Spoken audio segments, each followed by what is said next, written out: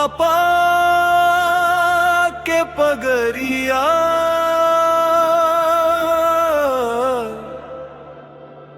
बेटी पढ़ लिख के रोशन करी है अंगरिया।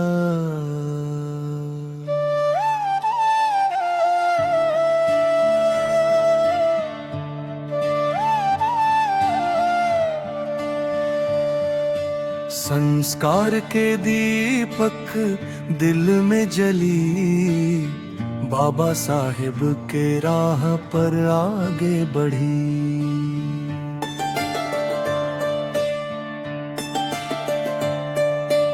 गिरने मत दिया पापा के पगरिया, बेटी पढ़ लिख के रोशन करी है अंगरिया।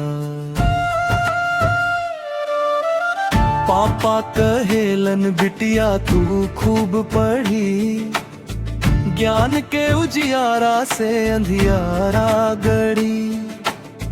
किताब के संग अपना नाता जोड़ी, मेहनत के दम पर हर मंजिल छूली। ना गलत राह पर कदम बढ़ीब, संस्कार के मन सदा रखरीब। बेटी बन के ना केवल घर सजीव, समाज में अपना नाम कमीब। बाबा साहेब कहले शिक्षा हथियार बा, पढ़ल लिखल बेटी परिवार के आधार बा। बेटी के हाथ में कलम जब आई, नई सोच से दुनिया बदलती जली। जात पात के बंधन तोड़ के चलब, सच्चाई के राह पर डट के चलब। पापा के सपना दिल में बसैब, पढ़ लिख के उनका मान बढ़ेब। माई के ममता पापा के अरमान, बेटी से जुड़ल बा पूरा परिवार। संस्कार रहे माथे के बिंदिया, शिक्षा बन जीवन के सुंदर चुनरिया। बड़ों का सम्मान हमेशा करी है, छोटों से प्यार से बात करी है।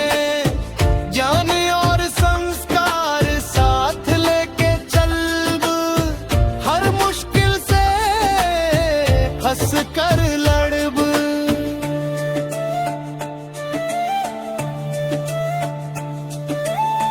आज भले बेटी छोटी सी कली बा, कल वही घर की पहचान बनी बा। कलम उठा के इतिहास लिखेब, मेहनत से अपना भविष्य सजैब। पापा के पगरिया कभी ना गिरैब, उनके सपन के सच कर दिखैब। शिक्षा संस्कार के गीत सुनैब, बाबा साहेब के विचार फैलैब। गिरने मत दिया पापा के पगरिया, बेटी पढ़ लिख के रोशन करी है अंगरिया।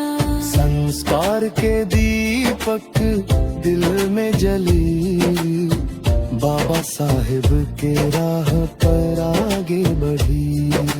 गिरने मत दिया पापा के पगरिया, बेटी पढ़ लिख के रोशन करी है अंगरिया।